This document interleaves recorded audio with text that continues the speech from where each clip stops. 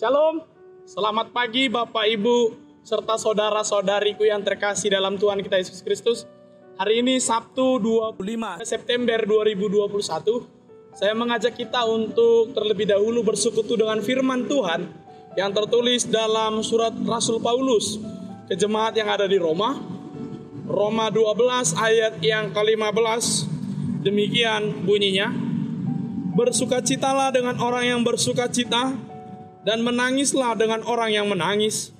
Bersukacitalah dengan orang yang bersukacita, dan menangislah dengan orang yang menangis. Dalam bahasa Batak dikatakan, marlas niroha mahamu rap dohot na marlas niroha.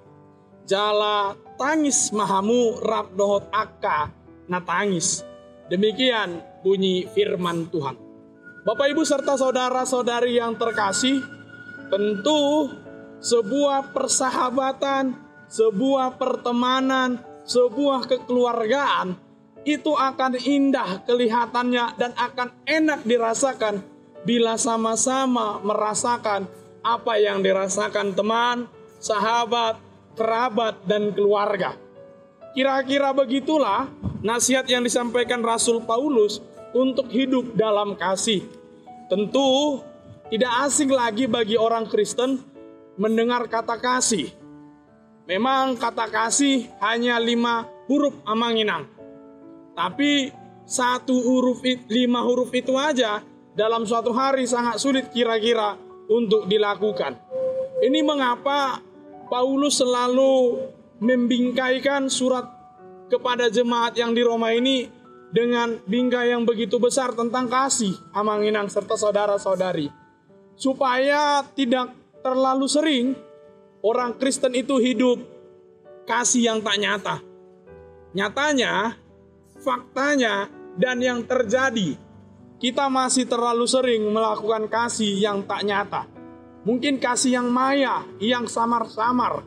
Itulah yang mungkin yang harus kita koreksi ulang dalam kehidupan kita yang bersekutu, Bapak Ibu serta saudara-saudariku. Kasih yang nyata tidak sebatas memperhatikan yang diderita sahabat, yang diderita teman, tetapi juga ikut diri kita dalam membantunya keluar dari setiap kesedihan. Jadi bukan hanya melihat kita amanginang, bukan hanya datang untuk, kalau orang Batak mengatakan mangapuli, manukul-nukuli haporsiauna, bukan. Tidak hanya sebatas itu, tapi kita ikut dalam membantunya keluar dari setiap kesedihannya. Itulah yang mau ditekankan oleh Paulus di Roma 12 ayat 15 ini. Bapak Ibu serta saudara-saudariku, kenapa begitu penting kita bersukacita dengan orang yang bersukacita?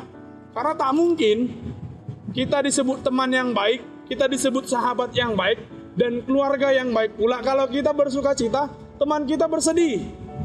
Itu tak mungkin. Maka sejujurnya, setiap firman Tuhan itu sudah teratur dan menaturkan manusia untuk menghidupkan dan menyamankan setiap sesamanya. Inilah yang dikatakan kasih yang bersimpati.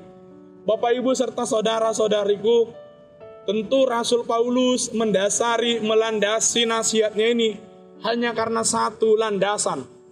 Landasannya yaitu kasih karunia yang dari Allah kita dalam Yesus Kristus. Tak ada landasan yang lain selain daripada itu.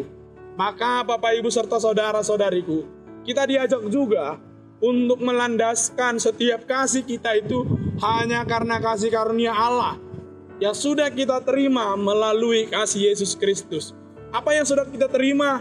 Tentu hari ini atau bahkan yang kemarin-kemarin dan yang akan datang, kasih Tuhan akan selalu mengalir dalam kehidupan kita. Inilah yang menjadi bekal kita amanginang di akhir pekan ini untuk memasuki dan merayakan Minggu ke-17 setelah Trinitatis besok. Besok minggu kita diterangi dengan tema hidup sebagai keluarga Allah. Maka keluarga Allah itu tidak sukacita melihat temannya yang bersedih, dan tak bersedih melihat temannya yang bersukacita. Keluarga Allah itu adalah sama-sama bersukacita dengan temannya yang sedang bersukacita, dan sama-sama bersedih dengan mereka yang bersedih, dan tidak terpuruk dalam kesedihan dan tak melayang dalam sukacita. Karena landas sukacita, landas kasihnya adalah kasih karunia Allah yang kita terima melalui Yesus Kristus Tuhan kita. akhir pekan ini tetap semangat amanginang, tetap menjaga protokoler kesehatan. Bila pun harus keluar, bekerja, tetap memperketat seluruh kesehatan kita masing-masing. Terberkati di setiap pekerjaan dan aktivitas. Tuhan Yesus memberkati kita. Shalom.